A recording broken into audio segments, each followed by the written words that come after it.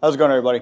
So I thought of the idea for this video based on a set of rental clubs that I just bought used, and going through unwrapping them.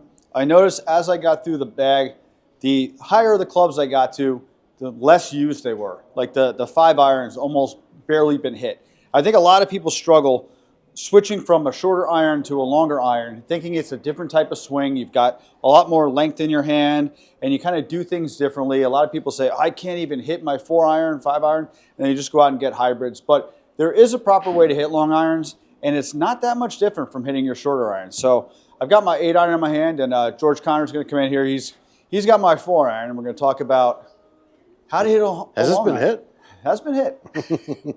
Not well. So years ago, there was a sweet lady at one of the clubs I worked at, and yeah, she'd come for lessons from time to time, and she'd say, "Oh, George, this is my lob wedge swing. This is my 7 iron swing, and this is my," and I was just like, it's you have a golf swing. Yeah, sure, there's modifications, changes with ball position and things like that, but when we start to think differently for different irons, especially, we're still in the same family. Something's going wrong, and what I see a lot with, and like Tom said, you know, the shorter irons in that set were, you know, visibly used. They're still in good shape, but the long irons look like they're brand new. Now you're not going to get the same wear pattern on a 4 or 5 iron that you would with an 8 or a 9. But what I see is people have them in the bag and they don't use them because they're not comfortable with it. When they do take it out, I mean, why are we taking out a 5 iron instead of an 8 iron? Well, we need to cover more distance. So the mental side is, now I got to work harder. And I got to hit this, you know, I got to swing faster and grunt maybe a little bit and everything else. And why you didn't buy 1 iron is different clubs go different distances. So what I see, again, is just working way too hard when we get to the long irons. So the first thing we want to talk about is tempo and rhythm, and you want to kind of keep that the same. But then, for God's sakes, practice with them. You know, if you're watching this at home, I mean, ask yourself, when you go through a range session, you know, we always start with short clubs and we work our way up, but you know, we might hit 20 wedges and 25 8 irons or 7 irons, but how many 4 and 5 irons are we hitting? You know, maybe 4 or 5, we get frustrated, and we'll just go to the driver. You can make mistakes with an 8 iron and the shot looks okay. You know, I can make a little bit of mistake, you know, whatever TrackMan metric you want to use or whatever else. Okay, but with that 8 iron, the ball's still going to go on the green. Well, as the clubs get longer, it gets amplified. So the long irons, if nothing else, can be a barometer in your bag for your practice sessions, that if you can hit good, solid, say, even just 5 and 6 irons, okay, the swing's pretty good. If you're hitting 8s and 9s that look okay, but, you know, you're getting away with some stuff, you're just not going to get away with it with a long iron. So basically, it's the same swing. You're just getting away with it more because the ball's shoving less with a. Yeah. You might move the ball position for some players. I move the ball position a half a ball towards the target or something like that with a long iron. But fundamentally, we're not doing anything different. So and it's a big time mental game, right? Because you're talking about, like you were saying, the distance. You get up there and it's a lot scarier hitting a 4 iron shot into a green than hitting an 8 iron. Yeah, you know, if I'm 140 yards away from the green, okay, I know this club will go that far. Whatever else I can take, you know, not a slow swing, but a smooth swing.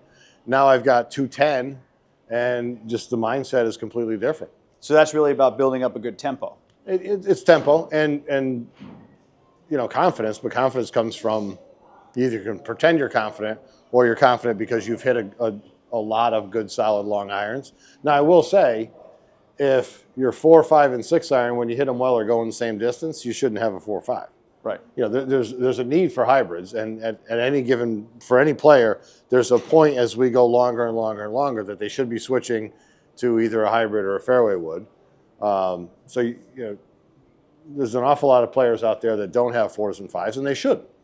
If we don't have enough speed to get the ball high enough in the air, and the way I would just kind of use, you know, where should I switch from iron to hybrid or fairway wood?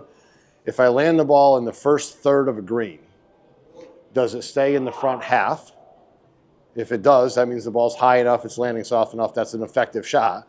If I land it in the first third of the green and it rolls into the back third or the back half, that's running out too much. I need that ball to be higher. So that's where, you know, at whatever club that happens, that's where I would switch to either hybrid or fairway wood. So another thing I thought about from what we talked about last week with making sure that you're connecting, your timing comes through. I feel like maybe with your longer irons, you're trying to swing harder and your swing gets out of whack too. Yeah, it goes back to being out of sync. The club's getting to the ground too soon relative to everything else. And you end up topping it or fat top, sticking the club in the ground, whatever else it happens to be. Give me an 8-iron here, nice and smooth. Okay.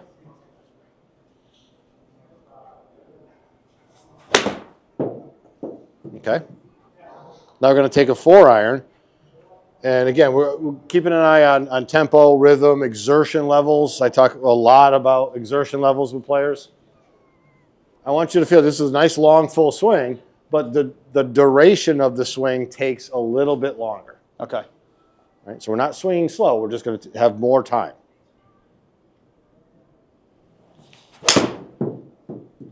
And that was more solid than the 8-iron. Yeah. So Tom, you should have a 4-iron in your bag. You don't need that. You don't need that 9-wood. Excellent. All right. Thanks, Tom. All right. Thanks, George. Thanks, guys. See you next week for another tip. This is Tom. Don't forget, follow George on The Connor Golf on YouTube and ConnorGolf.com. Thanks again, George. Thanks.